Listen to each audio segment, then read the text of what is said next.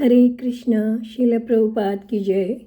श्रीमद् भगवद गीता अध्याय 3 श्लोक संख्या 39।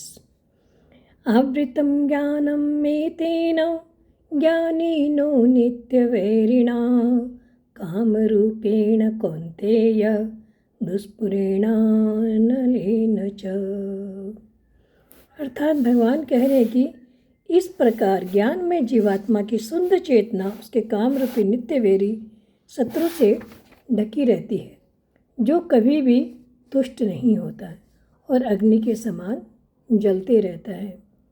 तो भगवान ने पिछले श्लोकों में 3 दृष्टांत के द्वारा बताया कि किस प्रकार से मनुष्य का विवेक ढका रहता है। अभी उसी की पुष्टि करते हुए भगवान आगे बता रहे हैं कि अमृतम ज्ञानम एतेन। ये एतेन जो पद भगवान ने यूज किया है, उसी काम अर्थात कामना को बताया है, जो पिछले श्लोक में भगवान ने काम रूपी शत्रु के बारे में बताया था। अमृतम ज्ञानम यानी कि प्रत्येक प्राणी में विवेक है, किंतु पशु पक्षी आदि जो योनियां हैं उसमें विवेक विकसित नहीं होता, केवल जीवन निर्वाह तक ही सीमित रहता है।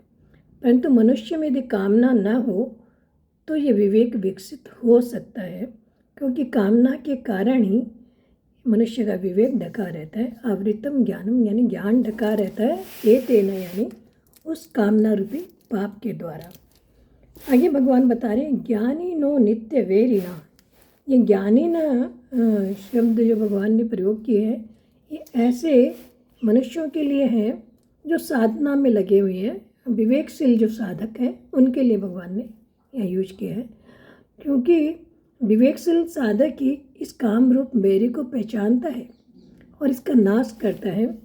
मनुष्य जो साधन नहीं करने वाले लोग हैं, जो भक्ति नहीं करने वाले लोग हैं, दूसरे लोग तो इसे पहचानते ही नहीं। जो साधन नहीं करने वाले लोग हैं वो इसे पहचानते नहीं, प्रत्युत इस वैरी को सुखदायी समझ लेते हैं। परंतु जो विवेकशील है वो इस वैरी को जानते हैं। ज्ञानी न नित्य वैरी न, ज्ञानी लोग समझते हैं कि काम रूपी जो है शत्रु है, ये हमारा नित्य वैरी है। और जब उनके मन में कहीं थोड़ी सी भी कामना जागृत होती है तो उन्हें चुभती है, उन्हें पता चल जाता है कि कोई ना कोई आफत आने वाली है। फिर आगे भगवान कह रहे हैं काम रूपेण कौन्तेय, हे अर्जुन, हे कुंती पुत्र, जड़ के संबंध से होने वाली सुख की चाह कोई काम कहते हैं। नाशवान संसार में थोड़े भी महत्व बुद्धि का होना ही कामना है। अप्राप्त वस्तु को प्राप्त करने की चाह जो होती है वही कामना है। अंतःकरण में जो अनेक सूक्ष्म कामनाएं दबी रहती है उनको वासना कहते हैं, और वस्तुओं की आवश्यकता प्रतीत होना प्रिया कहलाता है, और वस्तु में उत्तमता प्रियता दिखने से यह आसक्ति है। वस्तु मिलने की संभावना रखना आशा है, और अधिक वस्तु मिल जाए तो लोभ और तृष्णा है। इस तरह वस्तु की इच्छा अधिक बढ़ने पर फिर याचना हो जाती है।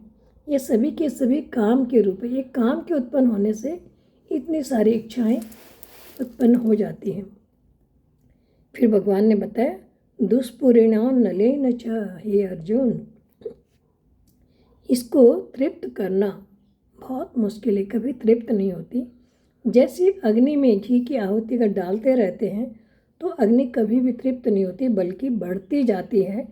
ठीक ऐसे ही हमारी इच्छा के अनुकूल हमें भोग सामग्री पदार्थ आदि मिल जाते हैं, मिलते रहने पर भी कामना कभी भी तृप्त नहीं होती है, बल्कि अधिक अधिक बढ़ती रहती है। जो भी वस्तु सामने आती है, कामना रूपी अग्नि उसी को खाती रहती है, और चाह बढ़ती रहती है, और ज़्यादा बढ़ती रहती है। श्रीमद् भागवत में भगवान ने एक श्लोका बताया था, न जातु कामः कामानाम उपभोगे न साम्यति हविष्या कृष्ण मरते हुए भूय एवाभिवर्धते, यानी कि कामना कभी तृप्त होने वाली नहीं है। इस कामना का विवेक के द्वारा इस कामना को किस प्रकार से नष्ट किया जा सकता है, ये आगे भगवान बताएंगे। हरे कृष्णा।